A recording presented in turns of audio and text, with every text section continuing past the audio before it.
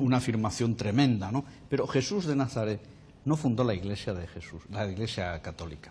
Jesús de Nazaret se embarcó en una aventura mesiánica en el marco del judaísmo de su tiempo, creyó que el reino de Dios estaba a la mano, que era inminente, predicó el arrepentimiento, actuó en el sentido de hacer posible, por esta metanoia espiritual, que Yahvé, el Dios judío, instaurase el reino mesiánico, pero evidentemente se ve que no reunió los requisitos del Mesías, el Mesías todavía no ha llegado por otro lado, y fracasó y fue crucificado como sedicioso al poder romano, porque Mesías es el rey ungido y como rey de los judíos era el gran enemigo del ocupante, que era el imperialismo de Roma, y ahí terminó la historia de Jesús.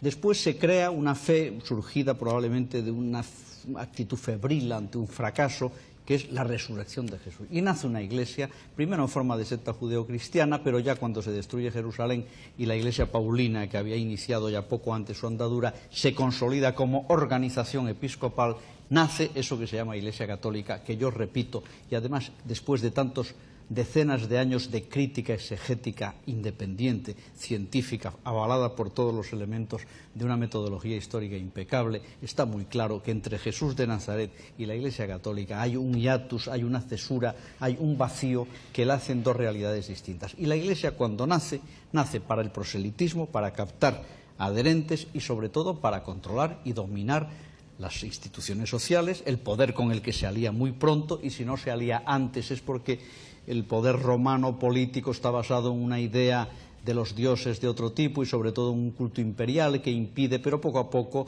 la Iglesia va tomando posiciones en la élite romana, en una serie de estratos sociales medios, se hace una Iglesia interclasista a diferencia de la comunidad original de Jesús, que era una comunidad de pobres, de oprimidos, etcétera, y se funda el gran artefacto que habría de concluir su gran estructuración jerárquica con el primado romano, con el papado. Esa es una historia diferente. Cuando a la Iglesia se le dice eso, dice, bueno, que hay un versículo en el Evangelio de Mateo que dice, Pedro, tú eres Pedro, todo el mundo sabe, los exégetas serios totalmente, que eso es un versículo interpolado en los relatos evangélicos de una Iglesia posterior a Cristo que tiene que fundamentar doctrinalmente su existencia. Esa vocación de poder, esa ansiedad de poder, ha sido la que ha dado, imagino yo, su capacidad de subsistencia. Efectivamente, realmente como el Nuevo Testamento y todos los escritos que fundamentan la doctrina eclesiástica son documentos híbridos, porque están compuestos con la perspectiva del Jesús original y con la perspectiva del fracaso de Jesús, que había que transformar ese Jesús original para justificarlo. Son sí, porque documentos... la crucifixión no estaba en el guión. No estaba en el guión. Usted lo ha dicho muy bien, de una manera muy gráfica. Eso no estaba previsto. Ajá. Porque aunque naturalmente después en los evangelios se supone que Dios prolépticamente, anticipadamente, proféticamente prevé su muerte, incluso el sufrimiento, la humillación, claro, eso normalmente es una explicación, como dicen los sociólogos, ex post, ajá, después de que ocurrió el hecho. O sea, en un Mesías esperado la crucifixión no estaba. No estaba en absoluto. Claro, y a partir de ahí el mito. Y viene el mito, viene la construcción de un Dios que en vez de ser un hombre, porque Jesús como monoteísta judío que era, nunca se le hubiera ocurrido la sacrílega afirmación de que él era hijo de Dios de naturaleza divina. La Iglesia lo diviniza, construye la teoría de la Trinidad, monta una religión sacada, pues vamos a decirlo en términos chabacanos, quizá populares, sacada de la manga.